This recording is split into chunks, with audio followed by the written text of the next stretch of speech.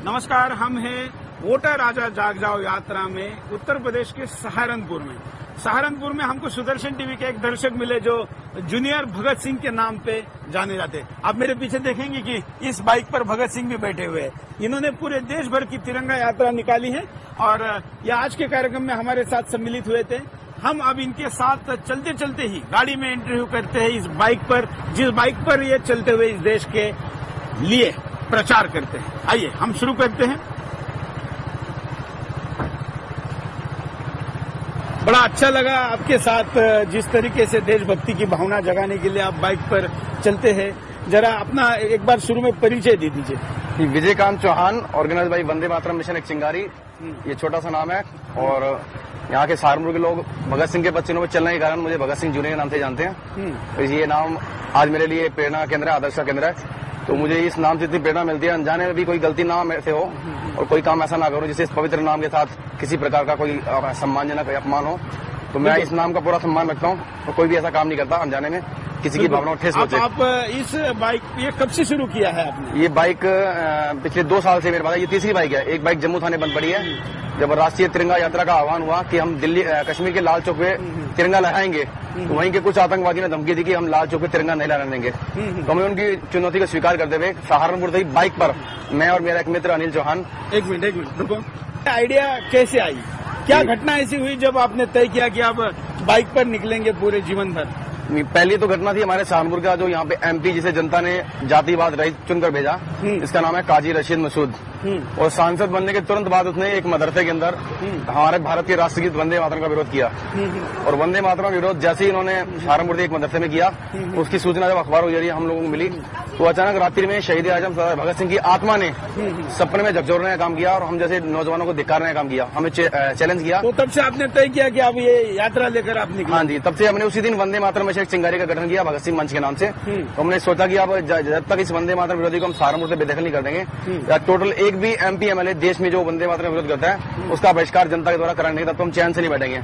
तो उसी दिन मैंने संकल्प लिया कि मैं शादी नहीं करूंगा, आजीवन अवैध रहूंगा। और देश के दर्शकों को ये बात पर दोबारा थोड़ा सा गौर करने के लिए कहूंगा कि जवान ने जूनियर भगत सिंह ने तय किया है कि देश के लिए शादी नहीं करेंगे, इसी तरीके से प्रचार करेंगे।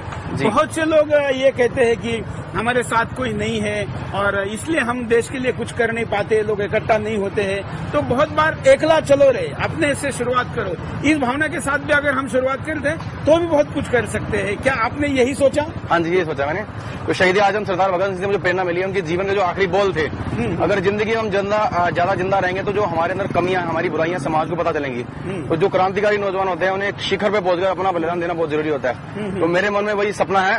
तो ये भावना मेरे मन में अब तक कि देश से बढ़कर और क्या है, ना पूछना है ना पता है, देश से प्यार हो गया है, क्या यही मेरी खता है।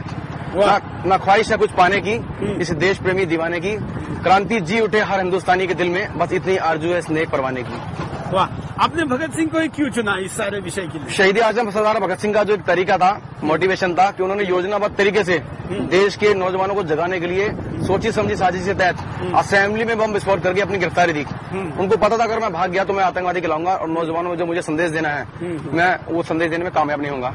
उनके बलिदान से आज हजारों नौजवान पूरे देश के अंदर खड़े हैं और उनके नाम को अपने साथ जोड़ के देश के लिए कुछ करने की भावना लेके चलते हैं। ये केवल उनका बलिदान ही था, उसी बलिदान के कारण पूरे देश के अंदर क्रांति का विस्फोट हुआ। हजारों नौजवान भगत सिंह बनने के लिए सड़कों पर उतर गए। बिल्कुल।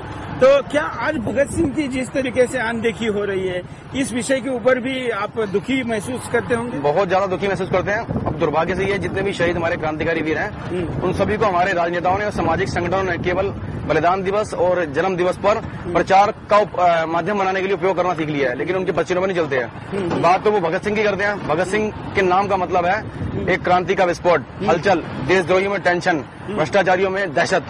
तो ये जब हम भगत सिंह का नाम लेते हैं ऐसी चीजें हमारी आंखों के सामने आ जाती हैं। हम कल्पना करते हैं कि भगत सिंह का नाम यानी कि वो क्रांतिकारी जिसने देश के लिए कुछ करने के लिए अपने आप को प्राणों का निछावर कर दिया और हंसते हुए फांसी का फंदा चुन लिया। आपने 2004 से इसको शुरू किया है, 4 जुलाई 2004। लेकिन जिस तरीके से पिछले 2 साल में देश में देशभक्ति की काफी बड़ी लहर चली है, बाबा रामदेव हो, अन्ना हजारे हो या सुदर्शन टीवी का अभियान भी हो, क्या इसका आपको उपयोग हुआ है? बहुत उपयोग है। मैं दिल्ली भी गया, बाबा रामदेव के कार्यक्रम में रेगुलर जुड़ा हूँ। जब भी वो कोई कार्यक्रम करते हैं या कोई सूचना मिलती है, मैं हर जगह जाता हूँ। अन्ना हजारे के कार्यक्रम में कोई भी राष्ट्रवादी जो भी देशभक्त है वो किसी भी संस्था जुड़ा हुआ है या किसी भी संगठन जुड़ा कर वो देशभक्ति की बात करता है, भारत माता की बात करता है, भ्रष्टाचार के विरुद्ध आवाज होता है। मैं उन सबके लिए बिना सोचे समझे हर समय उनके लिए अवेलेबल रहता हूँ। आपने लव जिहाद पर भी काफी कुछ काम किया है। लव इन जिहाद इस समय इस देश की सबसे बड़ी समस्या है, भ्रष्टाचार और देशद्रोह। क्या है, जरा दर्शकों को भी वो समझाइए कि लव जिहाद आपको पहली बार कब महसूस हुआ और कैसे ये होता है? लव इन जिहाद सहारनपुर में सबसे बड़ी जो घटना थी दीपिका जोली कांड। दीपिका जोली कांड में यहाँ पे एक हमारी देवबंद की युवती थी। इस युवती को योजनाबद्ध तरीके से कुछ मुस्लिम लोग जो पाकिस्तान, सऊदी अरब और ईरान जैसे लोगों के शहर पे काम करते हैं, उनको प्री प्लान ट्रेनिंग दी जाती है मदरसों के अंदर। जितने भी ये आतंकवादी लव इन जिहादी गुंडे हैं, ये या तो टपोरी हैं, अनपढ़ गवार हैं और ये गलियों में रेगी लगाते हैं, कबाड़ी का काम करते हैं, पेंटर करते हैं, पेंटिंग करते हैं। इसके अलावा कंप्यूटर के बहाने या इलेक्ट्रिशियन के बहाने या टीवी ठीक करने वाले घरों में एंट्री करते हैं और अपना नाम बदलकर सोनू मोनू रख के माथे पे टिक्का लगाते हैं, गले में लॉकेट पहनते हैं, हाथ में कलावा पहनते हैं और योजनाबद्ध तरीके से हमारी हिंदू बहनों को हिंदू उनके गुमराह करते हैं, उन्हें अपने जाल बताते हैं। इसमें वशीकरण का, तंत्र मंत्र का सबका सहारा लिया जाता है। उसके अकॉर्डिंग जैसे भी बात होती है तो लड़की को जब तक पता चलता है तब तक बहुत देर हो जाती है और निकाह नामे तैयार पड़ जाते हैं और प्री प्लान दिल्ली हज हाउस और बॉम्बे हज हाउस इसमें इन्वॉल्व है। अच्छा, हाँ जी। अभी तक सहारनपुर में कितनी हजार लड़कियां इसमें? 12,000 से ज्यादा लड़कियां जो मेरी नॉलेज में है, मेरी जानकारी में, जो अखबारों की कटिंग में या टीवी चैनल पे आ चुकी हैं, वो इस समय 12,000 से ज्यादा लड़कियां हिंदू से मुस्लिम बन चुकी हैं योजनाबद्ध तरीके से।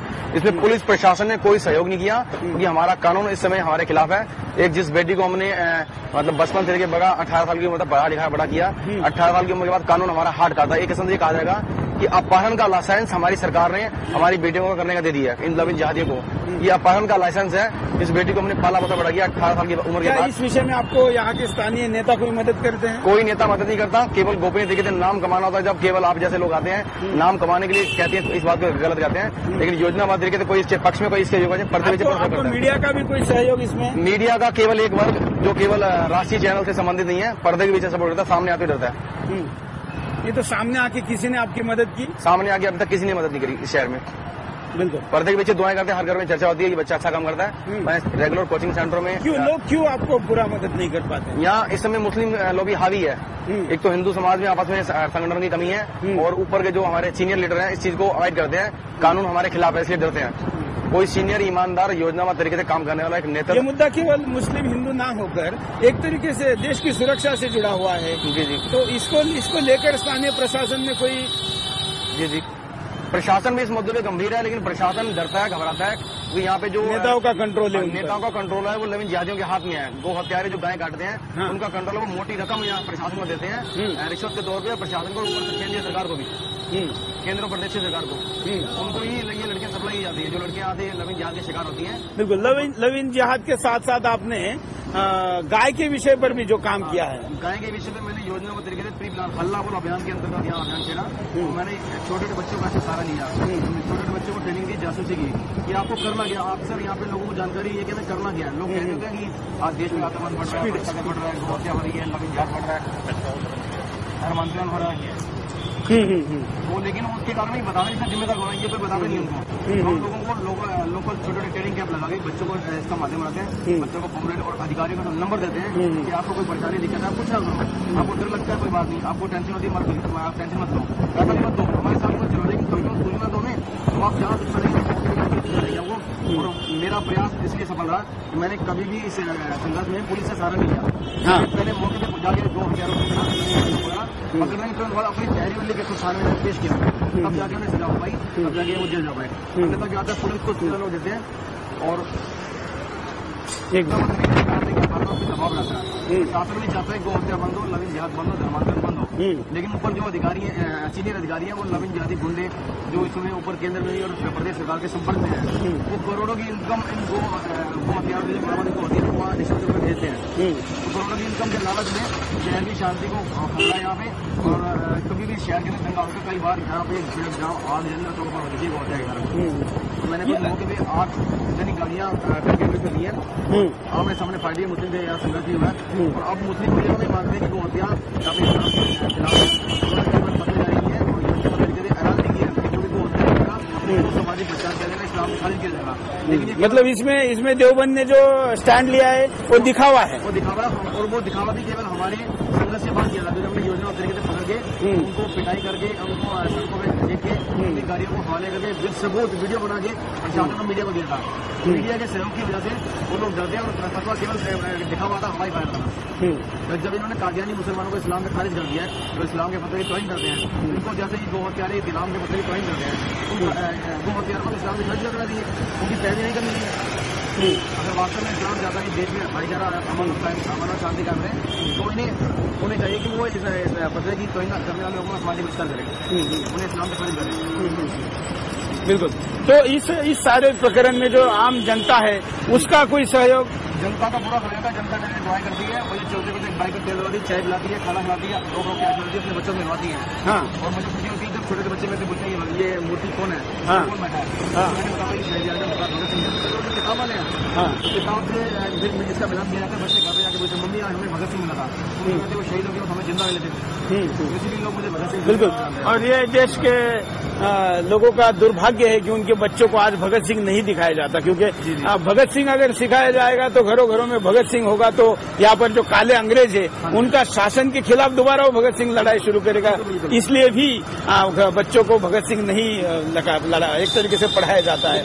इस पूरे व्यवस्था में आपको क्या भविष्य दिखता है कि आपका संघर्ष आगे कैसे चलेगा, क्या चलेगा? संघर्ष बिल्कुल रंग लाएगा, क्योंकि हमारे को सिखाया गया कि तूफानों से दर्जन नौकाएं कभी पार नहीं होती, कोशिशें करने वालों की कभी हार नहीं होती। वह देखो दूर खड़ी मंजिल इंगित से हमें बुलाती है, साहस से बढ़ने वालों के माथे पर तिलक लगाती है। और ये वंदे मातरम वाला शब्द एक ऐसा हैरत अंगेज शब्द है, धरती का सबसे महामंत्र है देश की रक्षा के लिए, देश के लिए मर मिटने लोगों को प्रेरित करने का। इसलिए केवल एक बात कहूँ आपको कि ये वंदे मातरम का शब्द लहू में तूफान ला देगा। ये वंदे मातरम का शब्द लहू में तूफान ला देगा। बस कुछ दिन और ये हर हिंदुस्तानी की नस नस में देश प्रेम का अंगार जगा देगा। ये वंदे मातरम का शब्द लहू में तूफान ला देगा। ये वंदे मातरम का शब्द लहू में तूफान ला देगा। बस कुछ दिन और ये हर हिंदुस्तानी को ये दिलों में देश प्रेम की चिंगारी भड़काकर भ्रष्टाचारियों, देशद्रोहियों और गद्दारों की छातियों में गोलियां मारने के लिए उन्हें उत्तेजित, प्रेरित, आंदोलित कर देगा। ये वंदे मातरम का शब्द लहू में तूफान ला देगा। ये वंदे मातरम का शब्द लहू में तूफान ला देगा।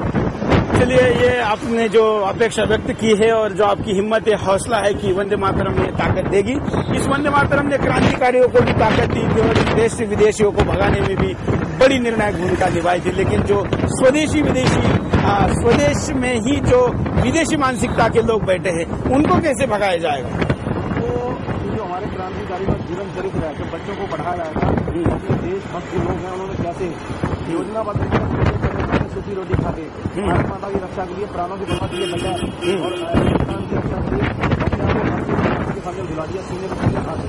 ऐसे क्रांतिकारी वीरों का साहित्य अपने देश के नौजवानों को पढ़ा देगा, तो इसीलिए जाएगी। आज वर्तमान में किताबों के अंदर ओचो रेल, टोटो चोर और कुत्ते बिल्ली का या बंदरों का साहित्य पढ़ाया जा रहा है। इस कारण से लोग आज अपने इतिहास से अपनी भारत माता दूर हो चुके हैं। अपने इतिहास की जानकारी तो बच्चों को जरूरी है। मतलब आपको दुख होता है जब बच्चे मिकी माउस या जो कार्टून देखते हैं और इस देश के अच्छे जो बड़े क्रांतिकारी हो गए उनको नहीं देखते? बच्चे देखना चाहते हैं, लेकिन सरकार हमारी सरकार की शिक्षा नीति गलत है। शिक्षा को बजारीकरण कर दिया है और शिक्षा योजनाबद्ध तरीके से विदेशी कंपनी के साथ चलाई जा रही है। एक आम आदमी आज शिक्षा के मंत्री का शिक्षा ये भी एक कारण है कि देश के कई जो चैनल, खास करके जिन चैनलों को कार्टून वगैरह चैनल कहा जाता है, ये विदेशी है। और वो एक तो उनको भगत सिंह पता नहीं या देश के क्रांतिकारी पता नहीं, दूसरा अगर पता भी होगे तो उनको क्यों बताएंगे? वो तो जैसे अमेरिका है, वहाँ कोई स्वतंत्रता का बहुत बड़ा इतिहास भारत जैसा पुराना हजारों साल का नहीं रहा है, तो वहाँ पर मिकी माउस और ऐसे कैरेक्टर को बनाया जाता है जो कि काल्पनिक है। तो यहाँ के जो रियल कैरेक्टर्स है उनको वहाँ पर तो पढ़ाया जाता नहीं है, तो इसलिए वो चैनल भारत में आके कैसे सिखा सकते हैं? ये भी तो एक समस्या है। तो साथ साथ में हम जरा ट्रैफिक में भी यहाँ के फंसे हैं, लेकिन फिर भी देश की जो ट्रैफिक जाम है वो सबसे बड़ी समस्या है और उस विषय पर विजयकांत ये काम करें, इसके हमको खुशी है। हम इनके साथ बातचीत भी यहाँ पर जारी रखेंगे। हाँ, है जो आपको लगता है कि हमारी बातचीत में रहा है और जो काम आप करते हैं लोगों को बताना चाहते हैं? जी जी, यहाँ सबसे मुख्य समस्या एक आपको जो बताई लविन जिहाद और अपना धर्मांतरण मुख्य मुद्दा है यहाँ पे। अगर भगवान ने कोई कृपा अगर हमारे पर ही करी कि आप जैसे राष्ट्रभक्त चैनल वाले लोग जनता को जागरूक करने में असफल हो गए तो ज्यादा नहीं तो केवल 10-15 साल तक ये पूरा देश फिर से मुस्लिम बन जाएगा, मिनी पाकिस्तान बन जाएगा, एक और देश का बंटवारा करना पड़ेगा। योजनाबद्ध तरीके से प्री प्लान विदेशी पैसे के सारे ईसाई मिशनरियां गाँव में गरीब बेसहारा मजबूर अनपढ़ गंवार लोग हैं उनको प्री प्लान ईसाई बना रही है। छोटा लालच देंगे उनको, जैसे मान आपको दवाई चाहिए, दवाई में आपको जानबूझ के दवाई दे दी गलत, बोलो शंकर भगवान की जय, श्री राम जी की जय, माता की जय, पार्वती की जय। दवाई गलत होगी तो आपको दवाई असर नहीं करेगी, आप बीमार और बढ़ जाएंगे। बिल्कुल, जस्ट अगले 1 घंटे बाद आपको दवाई सही दी जाएगी और कहा जाएगा बोलो ईसा मसीह की जय, आप बिल्कुल स्वस्थ हो जाएंगे, कहेंगे देखो ईसा मसीह कितनी शक्ति है। साइकोलॉजिक आभा मंडल तैयार करके लोगों को टॉर्चर करके उनका ब्रेन वॉश करके ईसाई बनाने में उनको भूमिका निभाई जा रही है। दूसरा जैसे किस्ती होती है लकड़ी की, एक किस्ती पत्थर की किस्ती में बिठा देंगे हमने राम जी या हनुमान जी, और लकड़ी की किस्ती में बिठा देंगे ईसा मसीह जी। देखिए तुम कहते तुम्हारा भगवान तुम्हें भक्सा करते पान लगाने का, तो वो जो लकड़ की किस्ती में होते हैं ईसा मसीह वो तैरते आते हैं। बिल्कुल, ये तो सब जानते हैं और ये सारा षड्यंत्र देश भर में कई जगह पर चल रहा है। मैं आपको स्पेशली अब देश के दर्शकों को, सुदर्शन के दर्शकों को भी कुछ संदेश देने के लिए कहूंगा कि आप क्या संदेश देश के इतिहास में जितने भी हमारे बुद्धिजीवी वर्ग रहे हैं, पहले आजादी से पहले हमारे जो पत्रकार बंधु थे उन्होंने देश की क्रांति में अहम भूमिका निभाई। आज वही भूमिका हमारे न्यूज चैनल जैसे सुदर्शन टीवी रोज डेली गौ माता की रक्षा के कार्यक्रम दिखा रहा है, गौ माता की सेवा कैसे की जाए, गौ माता को कैसे बचाया जाए, और राष्ट्रवाद के मुद्दे पर अन्ना हजारे के आंदोलन को इतना अच्छा कवरेज दिया चैनल ने, बाबा रामदेव को सहायता किया। और जो भी राष्ट्रभक्त क्रांतिकारी लोग देश के कोने कोने चले हैं उनको प्री प्लान गलियों से निकाल के राष्ट्र के शिखर तक पहुंचाना, उनको गाइड करना, उनका मनोबल बढ़ाना, उत्साह बढ़ाना, ये अपने आप में क्रांति का परिचय है कि ये तूफान से पहले की खामोशी है। और निश्चित ही अगर सुदर्शन टीवी चैनल इसी प्रकार कार्य करता रहा तो आने वाले कल में देश के बच्चे बूढ़े और जवान की जबान पर केवल सुदर्शन टीवी चैनल का नाम होगा और हर घर के अंदर, हर गली। बिल्कुल, हमारा स्लोगन भी यही है, मिशन स्टेटमेंट है कि केवल चैनल नहीं देश नंबर 1 बनाना है। इसलिए तो हम ऐसे गली गली में निकले हैं, आप जैसे देश के सुपूतों को, वीरों को मिलते हैं और वोट का भी हम आह्वान करते हैं। जरा आप हमारे सारे दर्शकों को वोट करने के लिए भी आह्वान करिए। जी, मैं देश की जितनी जनता है उनसे स्पेशल निवेदन करना चाहता हूँ कि हमारे वोट की जो ताकत है वो इस देश की बुनियाद है। वोट एक ऐसा महामंत्र है जिसे हम साइलेंट रह के आतंकवादियों को, देशद्रोहियों को, भ्रष्टाचारियों को इस देश से खत्म कर सकते हैं। अगर वोट की ताकत को हमने पहचान लिया तो समझो इस देश की जितनी भी बुराइयां हैं उनको हम उखाड़ने में सक्षम होंगे। सुदर्शन टीवी इसमें महत्वपूर्ण और इस भूमिका के अंदर हमारा सुदर्शन टीवी चैनल के साथ अपना सहयोग करना चाहिए। अगर आज इस सुदर्शन टीवी की चैनल की मुहिम ने देश के नौजवानों को जगाने में भूमिका निभाई तो ये देश के अंदर बहुत अच्छा हिस्सा होगा। आने वाले कल में कोई भी निराश होगा, पूरा देश किसानों का सफल होगा, सबसे होगा। बिल्कुल, अब एक आखिर में जाते जाते देशभक्ति की कविता सुना दीजिए। भ्रष्टाचारियों की वजह से पूरे देश के अंदर माहौल बन रहा है और देश का बच्चा बुरा जवान इन नेताओं के अत्याचारों पर पीड़ित है। हमारी भारत माता, हमारा नौजवान, हमारे देश के जितने राष्ट्रीय स्तंभ है, महापुरुष है, उन शहीदों की तरफ भी आत्मा को शांति देने के लिए एक छोटी सी कविता मैं सुदर्शन टीवी चैनल के माध्यम से देश के नौजवानों को जगाने के लिए आह्वान के रूप में देना चाहूंगा। आप सभी से निवेदन, इस कविता को सुनने के बाद आपके दिलों में हलचल होनी चाहिए, निश्चित ही देशभक्ति की जागरण जिसे लोग तय शौक से नेता, एक वक्त उसको खून तलब पिलाया गया है। अरे रो रही है खून के आंसू भारत मां, उन शहीदों की कुर्बानियों को भुला दिया गया है। कोई चारा, कोई कफन, कोई हथियार खा रहा है। आतंकवादियों से ज्यादा देश इन नेताओं से घबरा रहा है। आतंकवादियों से ज्यादा देश इन नेताओं से घबरा रहा है। एक अजीब सा माहौल बना दिया गया है, लगता है जैसे शांति को जला दिया गया है।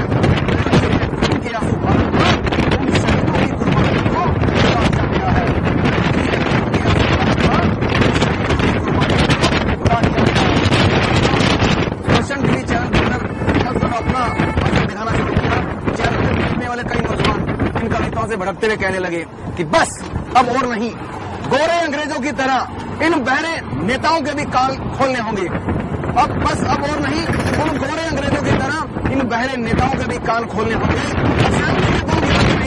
जनता की क्रांति के बम गिराने होंगे। अरे जब वो लहू बहा गए उन गोरों के राज में तो हम क्यों न लड़े इन भ्रष्टाचारियों से अपने ही राज में, तो हम क्यों न लड़े इन भ्रष्टाचारियों से अपने ही राज में। अरे इन नेताओं के भरोसे मत बैठना, इन भ्रष्टाचारियों के भरोसे मत बैठना। रिश्वत लेकर बिकते हैं जो गैरों के हाथ में, रिश्वत लेकर बिकते हैं जो गैरों के हाथ में। अरे क्यों है अबला नारी यहाँ, क्यों भूख से बच्चे मरते हैं, क्यों जनता में है रोष यहाँ, क्यों नेता चैन से सोते हैं, क्यों जनता में है रोष यहाँ, क्यों ये नेता चैन से सोते हैं। युगों युगों से आतंकवाद को सबक सिखाया था हमने, आजादी की खातिर न जाने कितना लहू बहाया था हमने। अरे हमारे सामने अमर था वो आतंकी रावण भी, जिसे मार गिराया था हमने। अरे नेताओं, आतंकवाद पे भौंकना बंद करो, भौंकना बंद करो। अरे कुछ तो शर्म करो, अरे कुछ तो शर्म करो, नहीं तो चुल्लू भर पानी में जाओ।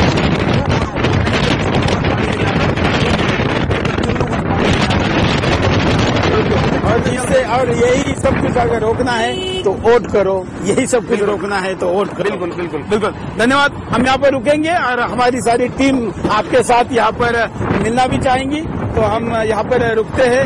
आगे मेरे पीछे और आगे भी चल रही सारी गाड़ियाँ आपके, हम बड़े आभारी है कि आपने समय निकाला।